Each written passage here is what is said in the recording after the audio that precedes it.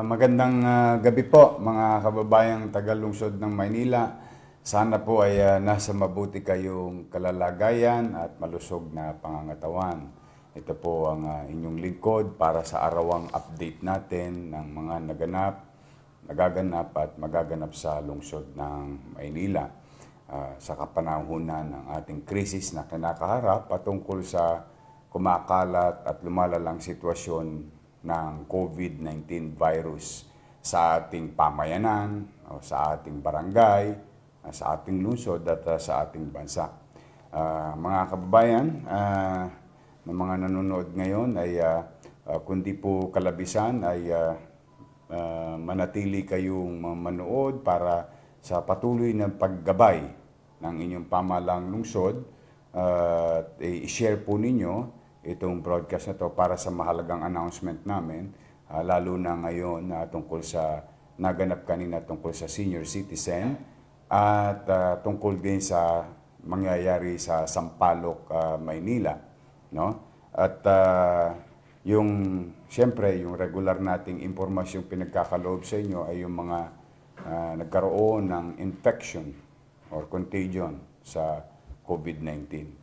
So please share this broadcast and stay with us to your family, friends, or neighbors, sa mga kapitbahay natin. So mga kababayan, nais ko pong magsimula na ipaalam sa inyo na nadagdagan na naman tayo ng 13 COVID-19 virus carrier na tagalungsod ng Maynila. Kaya po ang total natin today ay 458 na po nagkaroon ng virus dito sa ating lungsod. At meron naman tayong 34 na bagong suspected PUIs with a total of 687 PUIs. At ang atin po namang na-test na out of 687 as of today ay 628. Today po meron tayong 59 awaiting for test swab, no? Yung ginagamit po nating pang-test ng inyong lungsod ay yung kung ano po yung tinutulong sa atin at mga gamit natin na yung tinatawag nilang gold standard, no? Tinutulong ng DOH sa atin. Ito po yung sinuswab yung ilong at yung bibig, no? At isinusumite ito sa isang what you call the PCR machine, no? Kaya po nasa inyong mga screen ang mga lugar na kung saan may existence ng COVID-19 virus, no? At kung kayo ay napabibilang sa lugar na yan, konting ingat po mga kababayan. At kung hindi man, ay kayo na rin ay mag-ingat pa rin sapagkat ulitin ko po, ang virus ay hindi naglalakad. Tao po ang naglalakad. So kailangan konting disiplina, lalo na sa paggamit natin ng ating quarantine pass during the day para bilhin natin ang ating mga pangangailangan sa lungsod ng Maynila. Pangalawa, as of today, we have conducted already swab testing. Ang total po ng ating na swab testing, Julius, may data ka dyan? Yan, 2,064. Ayun, ito po. Sorry. 2,064 na po ang kasi po, as you all know, patuloy natin na pinalalaki yung MIDCC o Manila Infectious Disease Control Center, yung ating DQF, yung Delpan Quarantine Facilities para sa mga PUIs, at patuloy tayong nagmamassive testing araw-araw sa ating lungsod. So as of today, we have already conducted 2,064 na test swab, no? At marami diyan naghihintay na lamang ng resulta. At sana, siyempre, panalangin ko ay sila po ay magnegatibo. Pero magkaganon pa man, ang inyong pamahalang lungsod ay handa naman pong pangalagaan ng ating mga kababayang nagkakasakit. Ang aking panawagan, no? Mas maaga, mas maganda. Kapag kayo nakakaramdam na ng sintomas, no? Kayo tumawag kagad sa amin at ipaalam kagad ninyo at kami naman ay tutugon kagad ng mga medical professionals ng inyong pamahalang lungsod. at mas maganda rin na mabigyan kayo kaagad ng maagap na medical attention. At kundi man, mailayo kaagad namin kayo sa inyong mga pamilya, pansamantala, at para maiiwas na rin sa kapahamakan ng inyong mga mahal sa buhay. Kaya kailangan po namin ng inyong kooperasyon.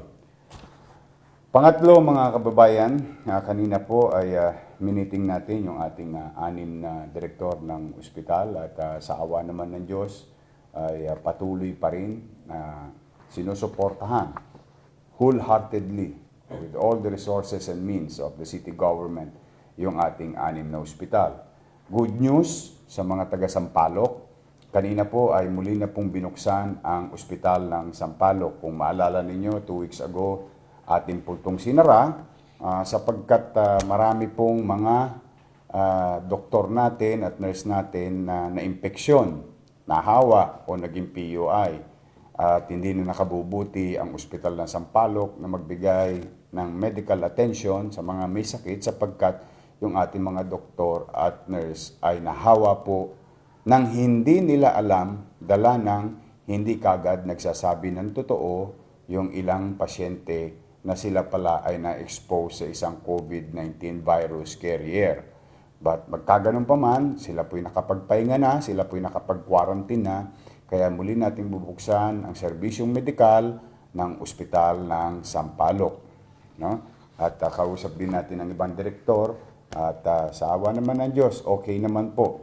At ako'y nagpapasalamat sa ating mga direktor ng ospital, sa ating mga doktor, nurse at frontliners. Bagamat marami nagkakasakit nating mga professionals or frontliners sa medical sector, ay patuloy naman pong mainam ang kanilang pagtugon sa ating mga kababayan na posibleng nahawaan ng COVID-19 virus. At pagkatapos niyan ay ating pong pinulong, no, ang AFP at saka PNP. Para po sa kaalaman ninyo, no, may nababalita po na magkakaroon ng total lockdown sa Sampaloc. No? Ito po ay isang paghahanda namin at as soon as possible, ahead of time, i-inform namin kayo mga taga Sampaloc sa ginagawang pagpaplano ng inyong pamahalang lungsod na posibleng magkaroon ng total o hard lockdown sa buong Sampaloc. Ang dahilan ay alam nyo na at naipaliwanag na rin sa inyong mga barangay official na para na rin sa kapakanan ng mga higit na nakakarami sapagkat ang dami-dami naman pong sumusunod sa Sampaloc, may ilan namang hindi sumusunod sa proper quarantine or social distancing. Kaya kung bakit patuloy ang paglago exponentially ng virus na COVID sa Sampaloc area. In fact, as of today, meron na tayong 99. If I'm not mistaken, kahapon 93. Ngayon, may 6 na naman sa Sampaloc, if I'm not mistaken, mga kababayan. Okay, so yan po yung mga paghahanda namin. At umasa kayo, ay amin po kagad ipapaalam sa inyo kung kailan yung takdang araw. It's going to happen ahead of time, no? The information that we're going to give you.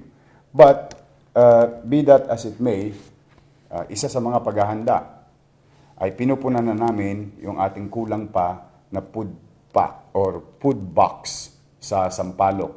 Today, we have delivered about 58 barangays in Sampaloc. Almost 37,000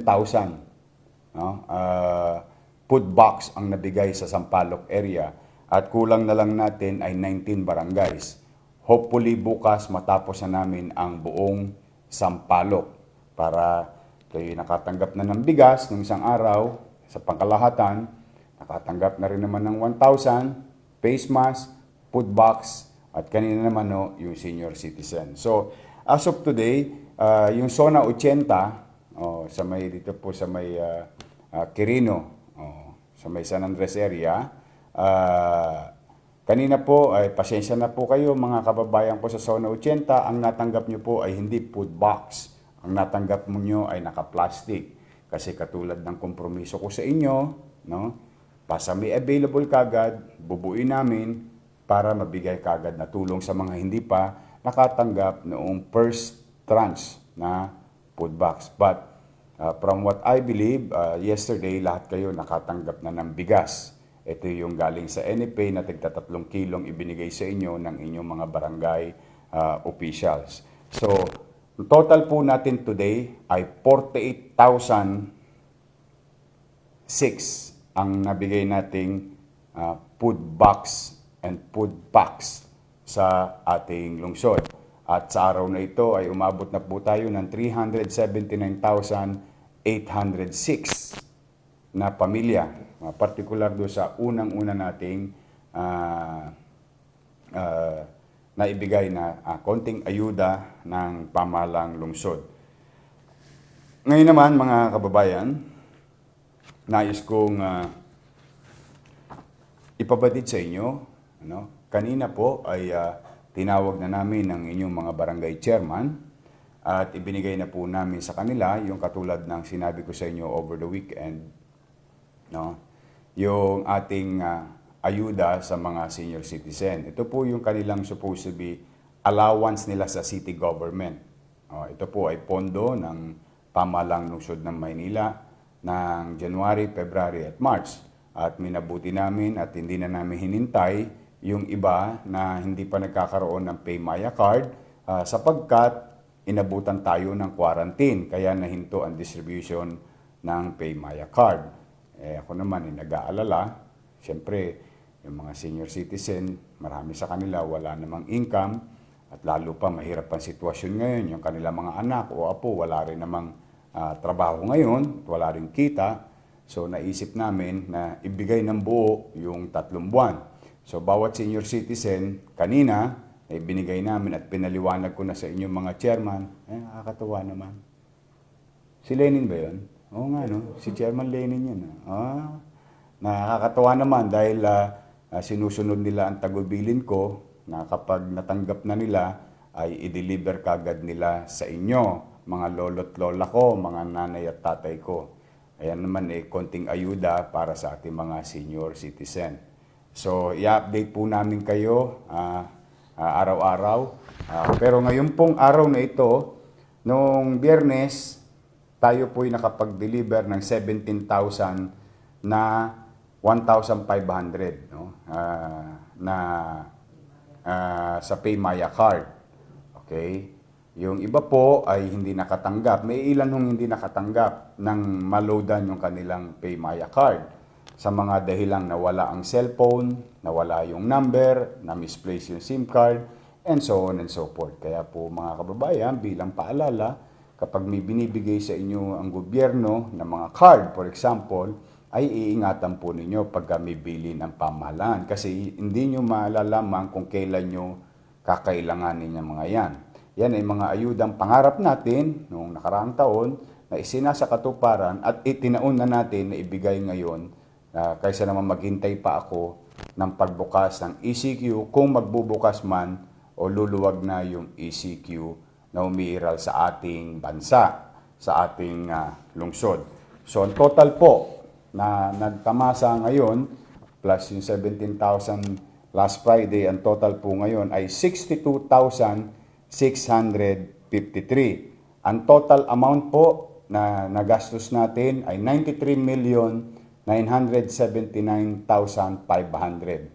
Number of barangays, 884 barangays. Mayor, di ba 896 barangays ang buong Maynila? Bakit ito hindi nabigyan lahat? Oo. Kulang huwata ng 12 kung hindi ako nagkakamali, no? Kulang ng 12. Pero sasabihin ko rin sa inyo, bakit kulang? Ang mga sumusunod na babanggitin ko ay ang mga barangay na hindi nagpunta sa City Hall para kunin ang mga pensyon o mga binibigay na ayuda ng pamahalang lungsod ng Maynila sa ating mga senior citizen. Barangay 20, hindi po nagpunta rito ngayong araw na ito. Barangay 157, Barangay 288, Barangay 385, Barangay 387. Barangay 430, Barangay 649, pero si Barangay 649 sa Baseco, nagpasabi po ito sa amin na hindi siya muna makakapunta ngayon. Para po sa mga taga Baseco, at least ito alam ko dahilan. No? Si Chairman Espinosa, Diana, siya po ay katatapos lang may distribute halos 20 million pesos na pinagkaloob ng lungsod ng Maynila sa 1,000 pesos per family sa Baseco. You have to understand, isang barangay lang yung 20,000 at ang rule po ay i-deliver sa barangay. Natapos po sila humigit kumulang 1 linggo ng kabibigay kasi sinusunod nila yung quarantine policy at social distancing policy ng inyong lungsod at ng national government. Pero bukas po sa mga taga Baseco, darating po dito si Chairman Diana at nag-abiso naman siya na pipick upin niya na yung panibagong ayuda ng pamahalaang lungsod sa ating mga senior citizen dyan sa Baseco. So mga taga Barangay 649. Barangay 653, Barangay 678, Barangay 720, Barangay 732, Barangay 735. So ulitin ko, no? Barangay 20, 157, 288, 385, 387, 430, 649, 653, 678, 720, 732, at 735. Yan ang mga barangay na hindi kumuha ng tulong ng ating lungsod. At siguro baka bukas pumunta sila rito, ay welcome naman po. Basta po yan ang nabigyan natin ngayong araw na ito. At ayon sa aming mga usapan ng mga barangay official, yung listahan po na nakuha ng inyong mga barangay official ay hindi po galing sa kanila. Okay, ito po ay galing sa Office of the Senior Citizen Affairs Office. Ito po yung mga nabalida na, validated na mga data. At meron pa pong natitira na kailangan i-revalida. Ngayon, kung hindi naman kayo maisama, meron pong form ang inyong chairman at ililista niya kayo. Meron silang procedure na gagawin base sa direktiba ng pamahalaang lungsod at ipadadala sa amin. At kami naman bilang pagiging masinop at maingat ay amin pong checkin ang mga datos na yon. At pag kayo po ay pasok doon sa mga regulasyon patungkol dito sa pensyon ninyo galing sa lungsod ng Maynila, ay ibabalik namin kay chairman at dala na rin niya ang pera. So muli, maraming salamat sa ating mga barangay officials na tumulong, nakiisa para tulungan tayo na ipamahagi ang mga konting biyaya na pinagkakaloob ng inyong pamahalaang lungsod. Ito ang mga ayuda sa maliit nating kaparaanan, no, para naman maibsan ang kinakaharap na hirap ng ating mga kababayan sa lungsod. So, sa mga taga-Sampaloc, no, ang tabayanan nyo lang kung kailan namin i-announce, but ang garantiya ko sa inyo, maganda-handa na kayo, sigurado na, may tatapusin lang akong kompromiso sa inyo kasi may natitira pang ilang barangay. After that, we will announce immediately kung kailan. At ito naman, sigurado ko po, ahead of time, sasabihin po namin para naman makapaghanda kayo.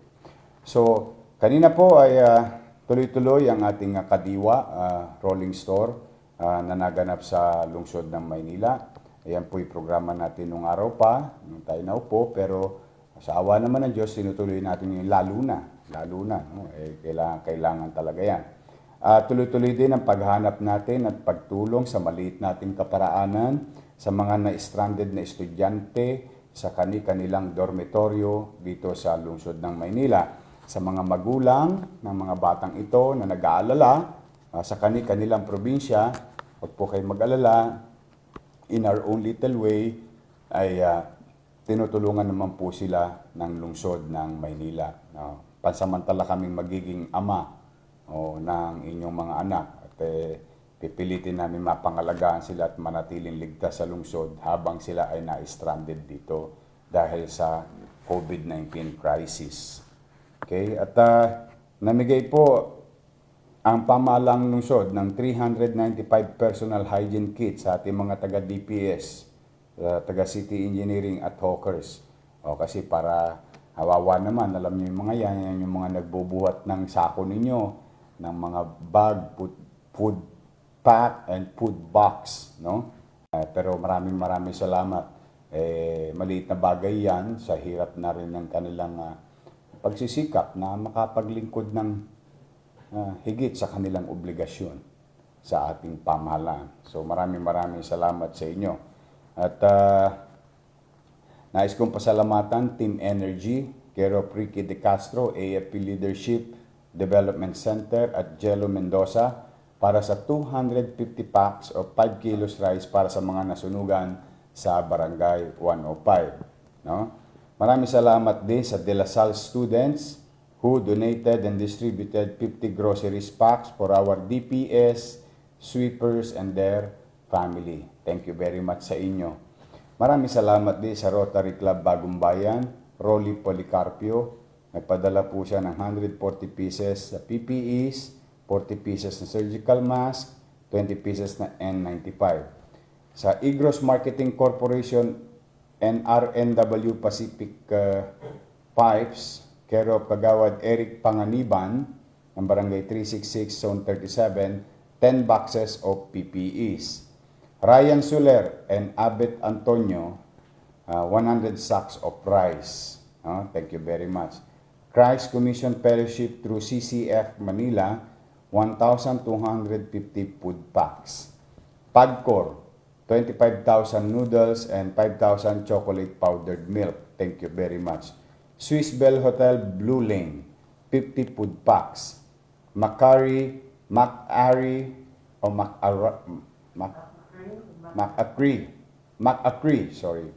Plastic Corporation, 20 aerosol boxes.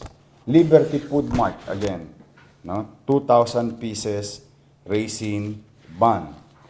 Lightstar Sign Corporation, 1 virus shield boot. Thank you very much. Ito yung swabbing shield.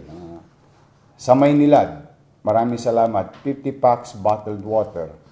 Again, ABS-CBN Lingkod Kapamilya, 164 boxes of soap Palmolive, 80 boxes Tender Care Sakura soap, 19 boxes multivitamin Siga, 15 boxes Kusina Partners, 4 boxes refill combo sauce, 28 boxes refill combo vinegar, 10 boxes multivitamins regular. Maraming salamat. Kay Engineer Yumir Villanueva, thank you very much. 200 sacks of rice na 50 kilos each. Kay Mr. E.T. True F. Alcantara, 40,000 pesos. Chairman Ramon Morales, ito po si dating Konsyel Ramon Morales ng Barangay 299, Zone 29, District 3. Nagpadala po siya ng 100,000 pesos.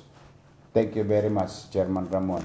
Family of Tan Ting Bieng, 100,000 pesos. Maraming salamat sa inyo, sa mga tinutulong ninyo, mga kababayan namin na individual, hindi namin kababayan, taga-ibang lungsod, maraming salamat. Sa mga private corporation, maraming salamat mga kababayan. So muli, antabayanan ninyo, bukas muli ang ating report at yung iba pa nating pwedeng maisip na maitutulong naman sa mga PWDs, sa mga solo parents, at saka mga estudyante ng UDM at PLM, ay inililinis pa namin yung datos ninyo at pagpasensyahan nyo na sapagkat lalo na sa PWDs, marami po kasi naging peking ID na kumalat sa lungsod ng Maynila. Dala ng ito ay mga ginawa doon sa rekto.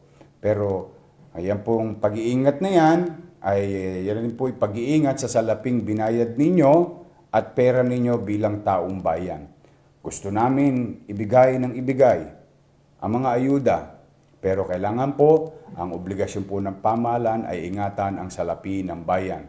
Pero the moment na malinis namin ito at makaisip kami ng mga pamamaraan, paano ibigay ito sa inyo as soon as possible, itong aming konting tulong sa maliit naming kaparaanan, ay gagawin po namin sa lalong madaling panahon.